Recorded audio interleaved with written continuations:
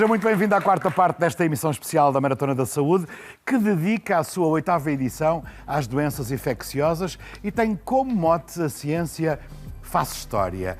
A médica Diana Povas é infecciologista e vai-nos esclarecer aqui um bocadinho as questões, algumas questões que nós fomos à rua colocar às pessoas. Mas primeiro vamos falar um bocadinho consigo. Em 30 segundos, diga-me, doutor, normalmente, eu sei que gosta que lhe chamem porque a tratem pelo nome, mas normalmente quais são as grandes questões que as pessoas colocam em termos de doenças infecciosas? Habitualmente as grandes preocupações são como prevenir, como reconhecer os sintomas... Como não pegar a outros? Como não transmitir, como saber se é uma situação de gravidade que implica ser observado por um médico ou se dá para a pessoa ficar em casa e fazer só tratamento dos sintomas. Essencialmente são estas as grandes preocupações que as pessoas têm, se deixam sequelas...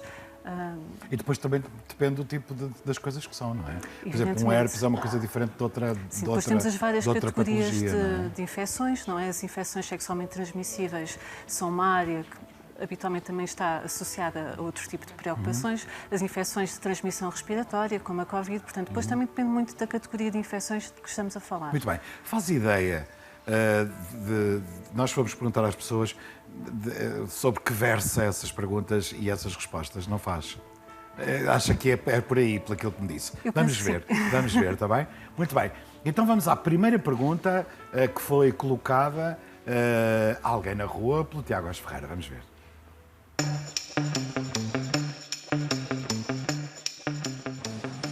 Pois, há tantas notícias falsas. Então como é que fazemos? Já vi. Agora a malta pode vir às compras e esclarecer dúvidas sobre a Covid-19. Uma ideia que resulta de uma parceria entre a Missão Continente e a Maratona da Saúde. Mas eu acho que ainda há muita dúvida aí pelo ar. Qual destas afirmações é verdadeira? A febre é um sintoma comum na constipação, na gripe e na Covid-19. Ou a febre é apenas comum na gripe e na Covid-19. Na constipação já não. O que é que acha? Eu acho que na constipação normalmente não há febre. A primeira. A primeira diz que a febre é comum tanto na constipação, como na gripe, como na Covid-19. Sim, é a primeira. É comum na gripe, é comum na Covid-19, mas é rara nas constipações. Não temos febre nas constipações? Muitas vezes temos, mas eu penso que é mais raro. Sim, penso que é mais raro.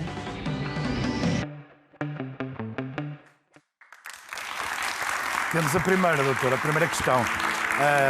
As pessoas têm, não é? Não direi Covid, mas pelo menos as outras tiveram. E há este equívoco, ou pelo menos esta dúvida. Como é que nos pode esclarecer?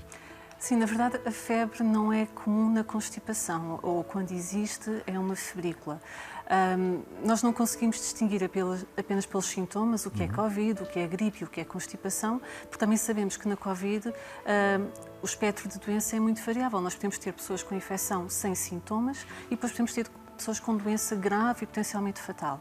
Na Covid-19, quando há sintomas, habitualmente são ligeiros, até 80%, 85% das pessoas, e pode haver febre, na verdade, cansaço, dores musculares, dor de cabeça, tal perda do olfato e do paladar, e as queixas como náuseas, vômitos e diarreia são menos comuns.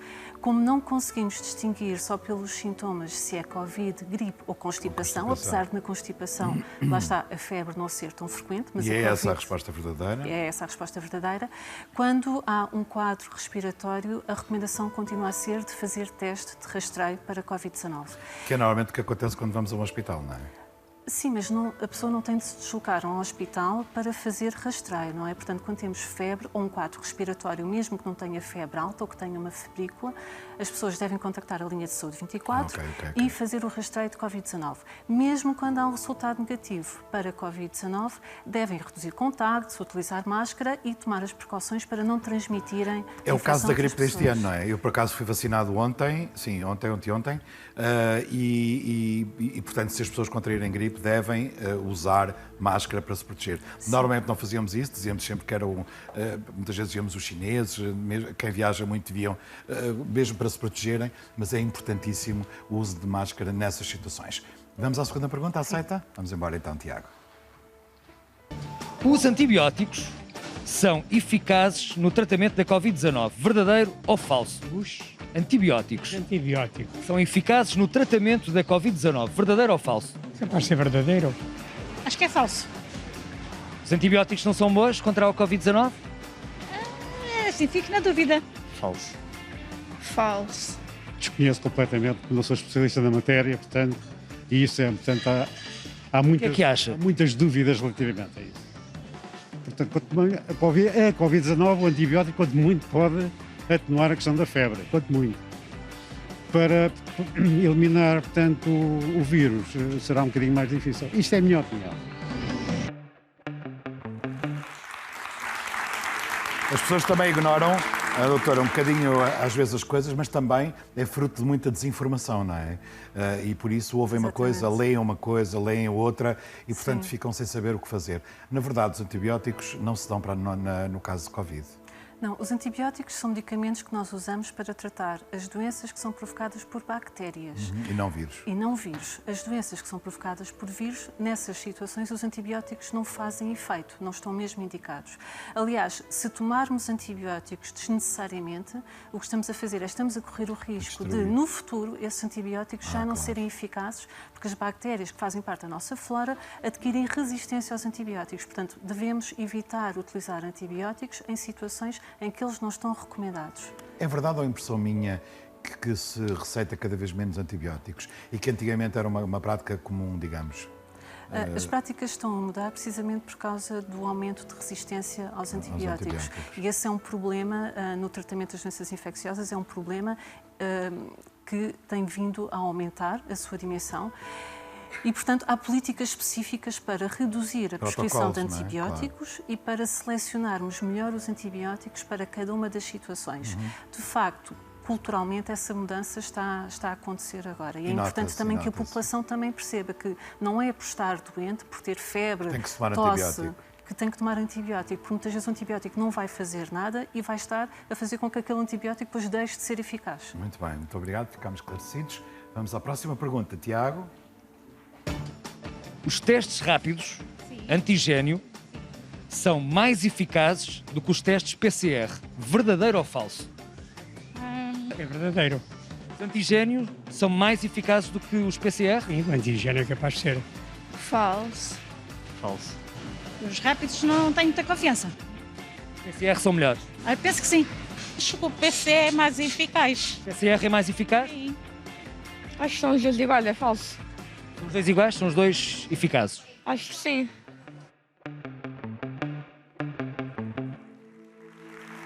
Como nós dizemos às vezes a brincar, é o achismo. Eu acho. Sim. Isto também, mais uma vez, devido à falta de informação e à desinformação.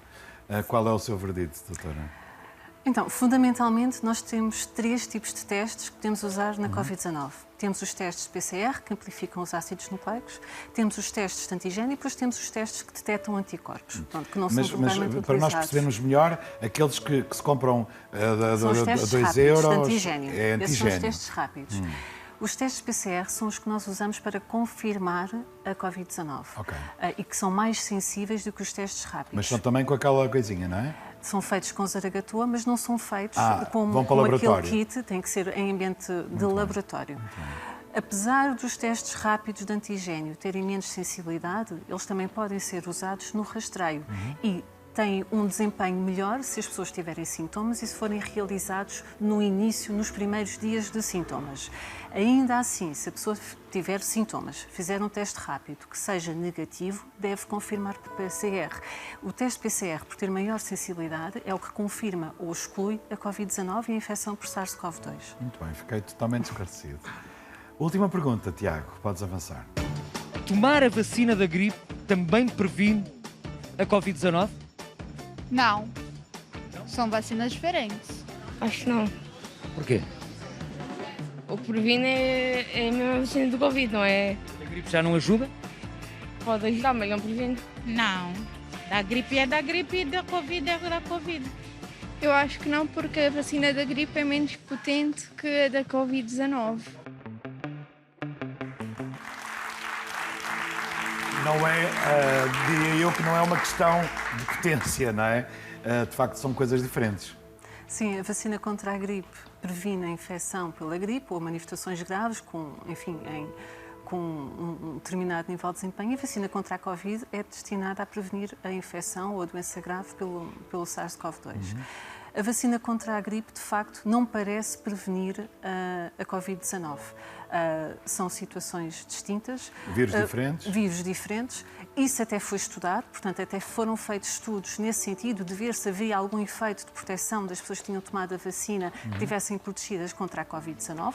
O que se encontrou foi uma sugestão que era apenas por um viés, ou seja, as pessoas que procuram vacinar-se contra a gripe são pessoas que habitualmente se preocupam com a sua saúde, que estão mais propensas a usarem máscara, a prevenirem infecções respiratórias e, portanto, não há aqui uma proteção contra a Covid-19 que resulta da vacinação contra a gripe. Ainda assim, as pessoas devem vacinar-se contra a gripe, porque a gripe, que também pode ser grave em alguns grupos populacionais, pode aumentar a suscetibilidade a outras infecções respiratórias. E destruir o sistema imunitário, ou pelo menos afetar baixar as defesas, não é? Exatamente. E, portanto, é bom que as pessoas se vacinem. Há aquela dúvida se podem ser dadas ou não em simultâneo, isto para terminarmos a nossa conversa. Há alguma contraindicação relativamente a isso? Não, neste momento já está a ser administrada a vacinação contra a gripe em simultâneo com a vacina contra a Covid, particularmente nas pessoas que têm a recomendação de receber a dose adicional, e não há alteração da segurança da administração das duas vacinas em simultâneo, portanto as pessoas devem fazê-lo se tiverem recomendação de serem vacinadas contra a gripe